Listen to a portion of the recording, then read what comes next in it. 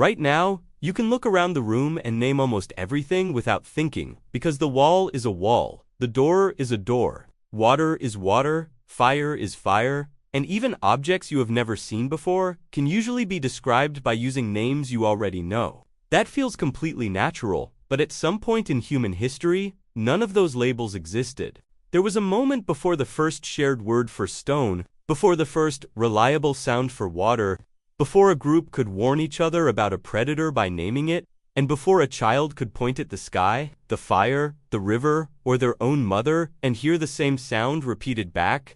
The world was already full of things, but those things did not yet have names. And that creates a strange problem, because ancient humans were surrounded by objects they needed to recognize quickly, remember accurately, and explain to other people before it was too late. A sharp stone was not just a stone. It could become a tool, a weapon, a scraper, or the difference between eating and starving. A certain plant was not just something green. It could be food, medicine, poison, or a lesson someone had learned the hard way. A sound in the dark was not just a sound. It could mean wind, water, an animal moving near camp, or something dangerous enough that everyone needed to react at once. So, the first names probably did not appear because someone sat down and decided to invent language beautifully. They probably came from pressure, from pointing, warning, calling, repeating, and trying to make another human understand the same thing before the moment disappeared. The real mystery is not just how humans made sounds. The real mystery is how one sound became attached to one thing so strongly that an entire group could hear it and know what it meant. And that story begins with the things that mattered most. The first names were not born from beautiful ideas. At least, that is the most likely place to start, because before humans needed a name for the shape of a cloud, they needed a sound for water. And water meant life, movement, camp location, and the difference between surviving another day or walking too far in the wrong direction. Before they needed a word for every kind of stone, they needed a way to identify the stone that could cut, the stone that could scrape hide, and the stone that could break bone open to reach the marrow inside. Before they named the world with poetry, they named it with consequences. Fire needed a shared signal because it could warm the group, cook food, scare animals away, and destroy a shelter if a child or a careless hand came too close. Food needed names because not every berry, root, egg, or piece of meat was safe, and a group that could remember and repeat which things were edible had a better chance than a group forced to learn the same lesson again through pain or death. Danger needed names even more. A predator in the distance, a snake near the ground, a storm forming over the hills, or a river crossing that had killed someone before. All became easier to survive once humans could attach a sound to them and pass that sound to someone else. This is how naming may have started, not as a dictionary, but as a survival map spoken out loud. The first names were the things the group could not afford to misunderstand. And once certain sounds began to point toward water, fire, stone, food, animals, places, and people, the next step was even stranger, because humans had to make those sounds feel connected to the things themselves. That is where imitation, gesture, and repetition may have changed everything. If you want ancient human life explained through simple questions that lead to deeper answers, subscribe to the channel, because every video here follows the same idea.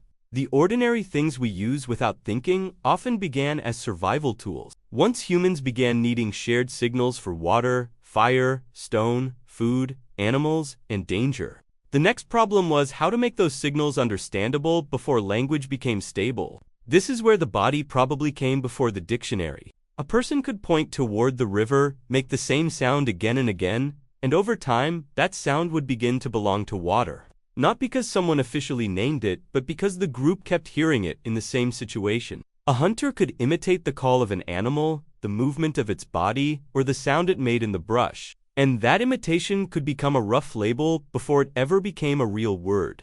A sharp stone might be named through the action it performed, because the sound connected to cutting, scraping, breaking, or striking could slowly become attached to the object itself. Even places could begin this way. A bend in the river, a dangerous cliff, a cave where people slept, or a tree that marked the edge of camp could become easier to remember when the group had a sound, gesture, or repeated sign for it.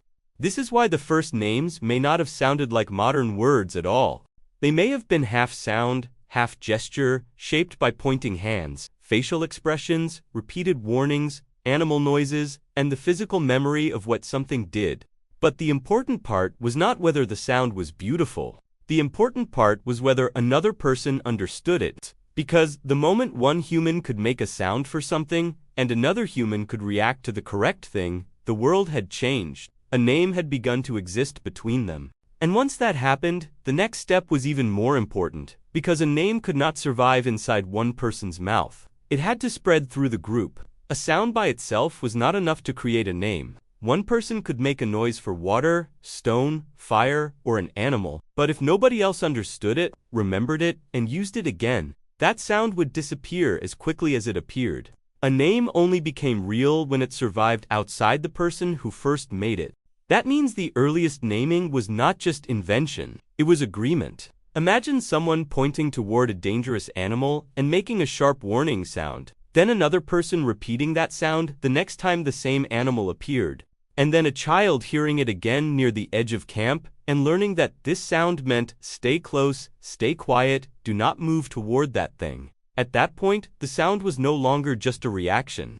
It had become shared knowledge. The same process could happen with objects. A certain kind of stone might get the same sound every time someone used it to cut meat or scrape hide. And after enough repetition, the group would not need to see the action anymore, because the sound alone could bring the object into the mind.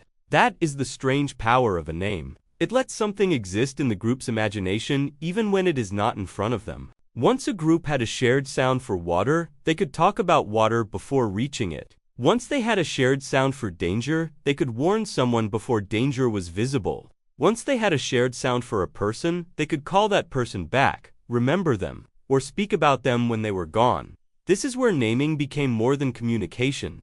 It became memory that could move from one mind to another. And once humans could do that, the final change was enormous, because naming things did not just help them survive the world, it changed the way they could think about the world. Once humans could share names for water, fire, stone, animals, places, and people, they were no longer trapped inside the present moment. A name allowed something to be carried in the mind. That may sound ordinary now, because you can say river while sitting nowhere near water. You can say fire before anyone lights one, and you can say wolf even when the animal is not there. But for ancient humans, that ability changed everything. It meant a group could talk about a place before reaching it, remember a dangerous crossing after leaving it, warn children about an animal they had not seen yet, and plan around things that existed only in memory or imagination. Before names, the world had to be pointed at. After names, the world could be carried. A stone was no longer only the object in someone's hand, because it could become a tool remembered from yesterday, a tool needed tomorrow, or a tool one person could ask another person to bring. A place was no longer only the ground beneath the feet, because it could become the river where the animals return, the hill where the storm gathers, or the cave where the group survived the last cold season. Even people changed when names appeared. A mother, a child, a hunter, an elder, or someone who had died could be spoken about when they were not physically there, which meant memory became social, and the past could stay alive inside the group. This is why naming the world was more than labeling objects. It was one of the first ways humans turned experience into shared reality.